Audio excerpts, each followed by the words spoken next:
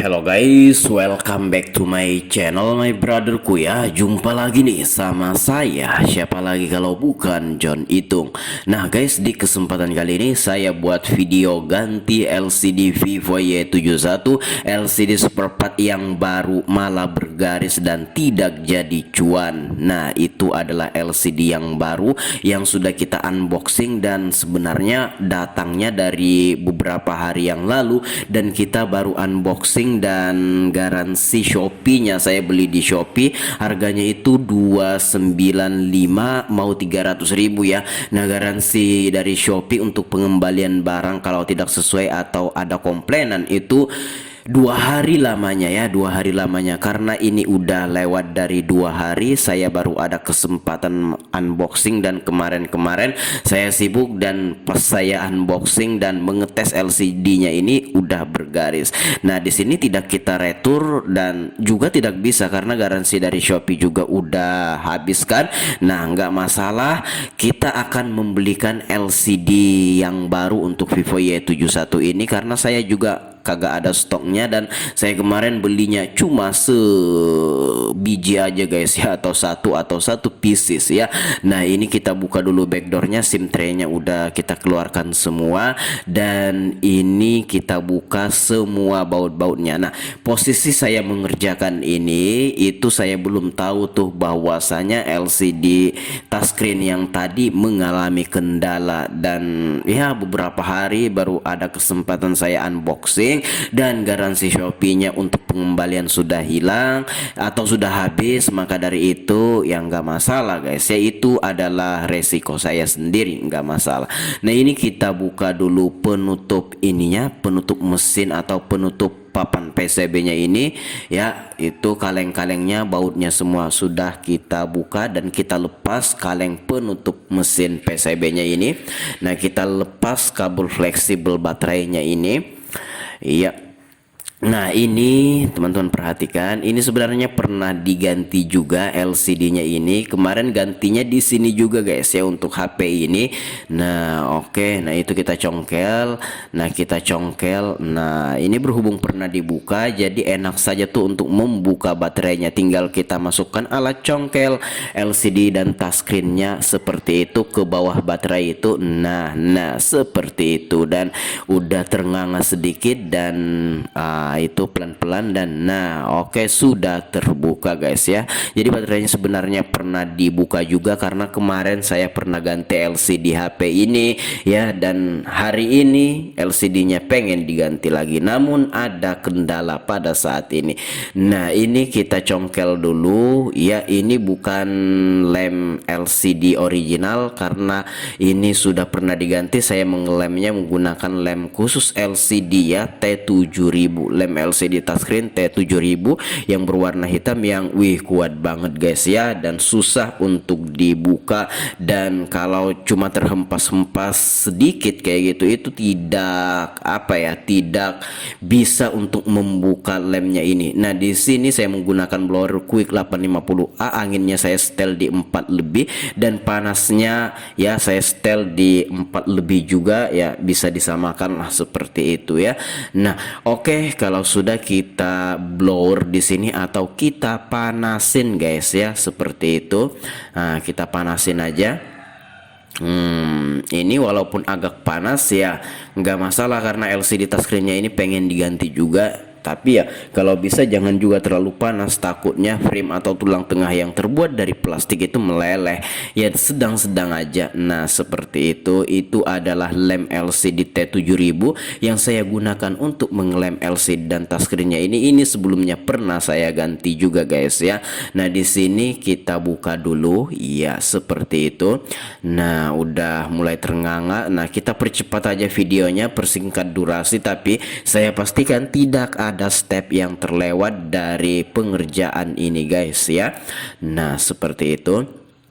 Iya, nah udah ternganga tuh. Iya, oke. Nah kita panasi lagi pakai blower Quick 850A. Ini bukan blower yang ori guys ya. Nah harganya 500.000 kalau saya nggak salah. Udah saya beli atau udah saya pakai ya, saya pakai udah berapa tahun ya, 4 tahun yang lalu, dan sekarang belum ada kerusakan apapun, padahal ini bukan original guys ya untuk blower atau pemanasnya ini.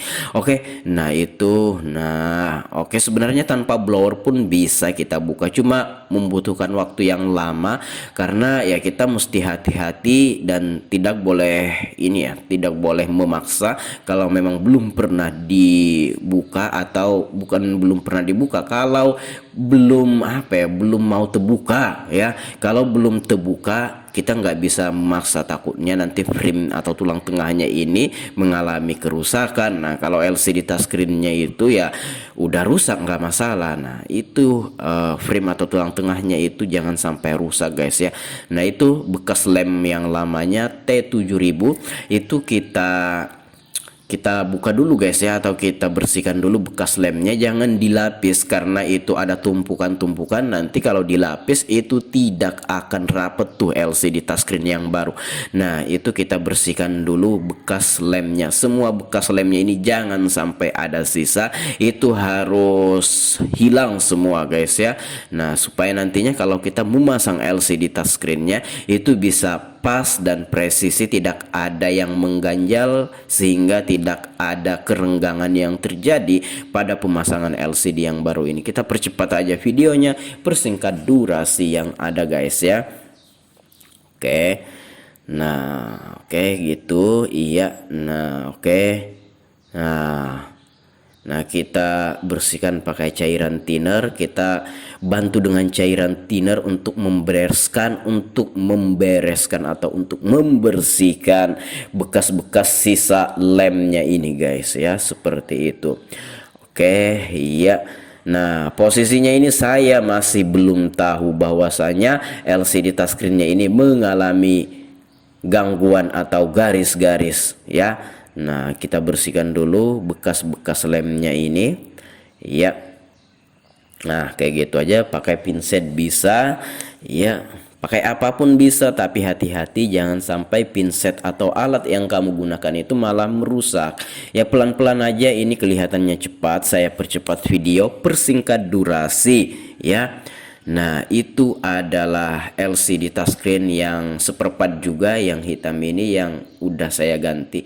Nah kita ambil penyaring atau penutup speaker telinga atau speaker earpiece-nya ya. Ya, nah ini kita ambil, jangan sampai kelupaan nanti kalau kita pasang. Kalau tidak ada itu atau kelupaan kita, nanti akan luas tuh ya lubang earpiece-nya, sehingga tidak ada saringan, takutnya nanti kemasukan kotoran juga ya, takut kemasukan kotoran juga. Nah itu lubang-lubangnya itu terkena debu atau terkena lem juga. Nah itu kita bersihkan supaya nantinya suaranya bisa kedengeran. Kalau ketutup ya mungkin suaranya sayup-sayup atau kecil.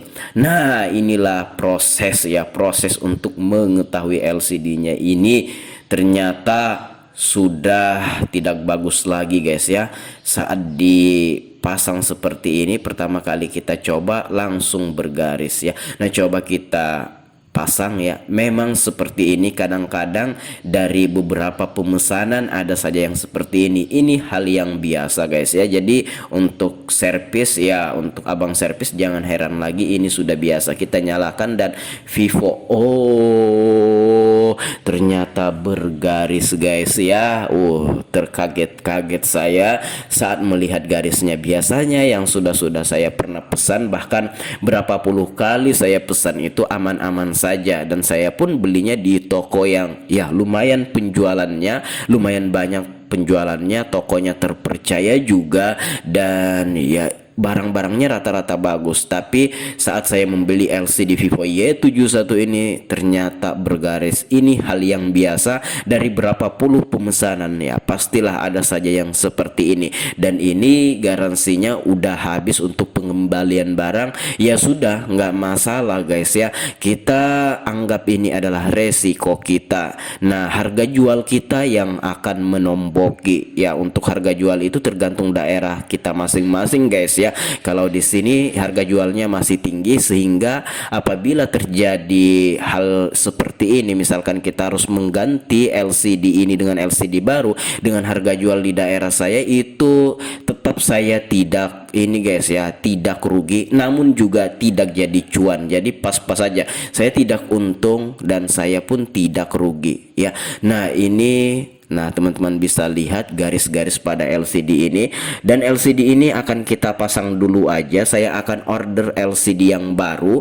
Nah tapi ini kita pasang dulu aja guys ya. Nah ini kita akan download di ini di Chrome, download OLED Saver ya, untuk membantu meminimalisir garis-garisnya itu guys ya. Nah kita unduh APK, dan ini saya mendownloadnya di APK Pure ya. Saya cari di Play Store kagak ada tuh ya OLED Saver ini. Ini membantu untuk meminimalisir garis-garisnya. Kita install dulu aplikasinya ini, dan berhubung garansinya udah habis, saya pengen order lagi ya yang baru, LCD baru. Tapi ini akan kita pasang dulu aja sembari kita menunggu LCD yang baru datang. Nah oke. Nah ini bisa jadi dipakai-pakai oleh pelanggan saya dulu ya, sembari menunggu LCD yang akan saya orderkan ya, mungkin seminggu lah lamanya. Nah untuk sementara ini bisa dipakai dulu aja. Nah itu aplikasinya kita buka, kita enable service ya.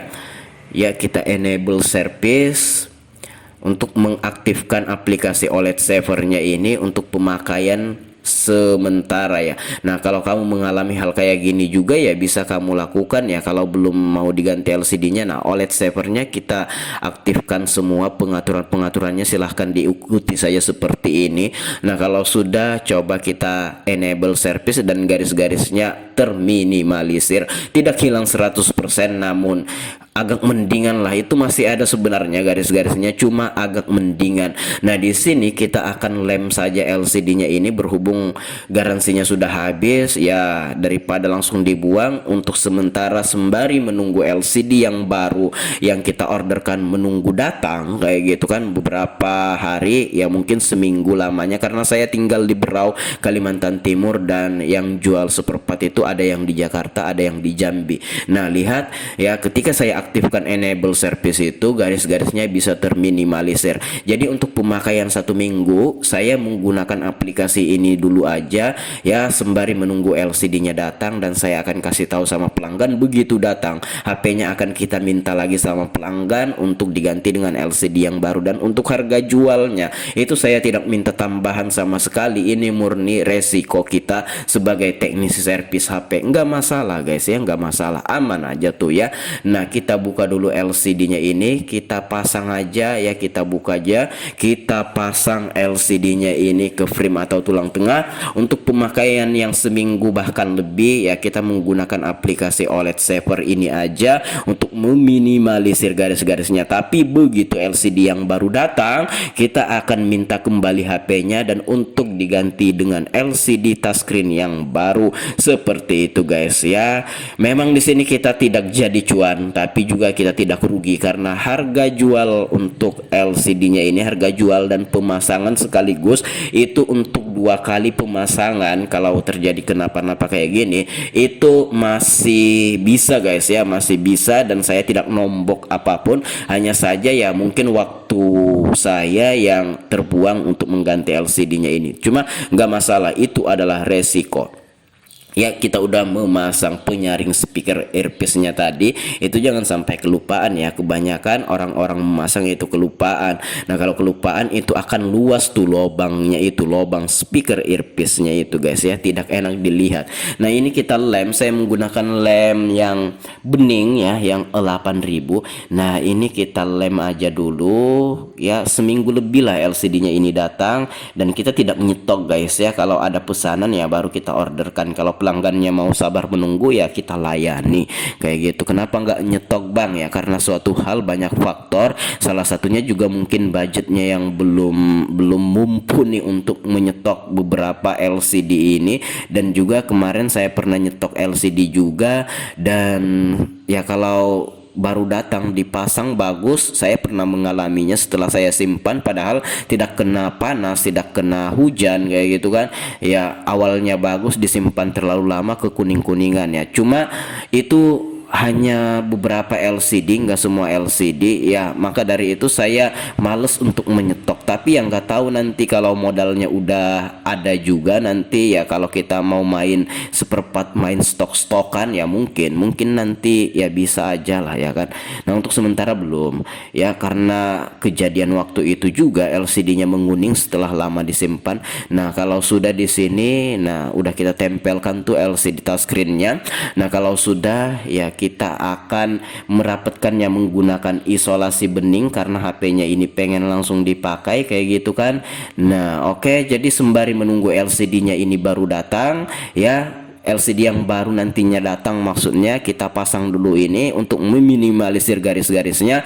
Teman-teman bisa pakai aplikasi ini. Dan juga kalau teman-teman mengalami LCD bergaris dan belum ada budget untuk diganti ya, teman-teman bisa menggunakan aplikasi OLED Saver. Saya mendownloadnya di Google Chrome di APK Pure. Nah untuk situs pendownloadan aplikasinya di beberapa situs nggak masalah, yang penting aplikasinya itu ya yang tadi, yang OLED Saver yang ikonnya mata dua itu. Nah oke, demikian saja guys ya, sembari menunggu datang ini kita pasang. Tapi ini akan kita kasih tahu sama pelanggan, kalau sudah datang kita akan hubungi pelanggan untuk ganti dengan LCD yang baru. Jadi ini sementara saja kita akan gunakan aplikasi OLED Saver. Demikian, semoga video kali ini bermanfaat. Sampai jumpa di lain kesempatan. Walaupun di sini tidak jadi cuan ya.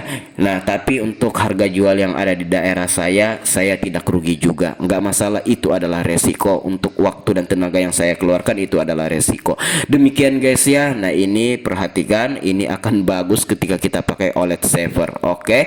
Nah demikian, saya John Itung, semoga bermanfaat. Kalau ada pertanyaan ya komen-komen aja ya. Terima kasih, see you the next video my brotherku.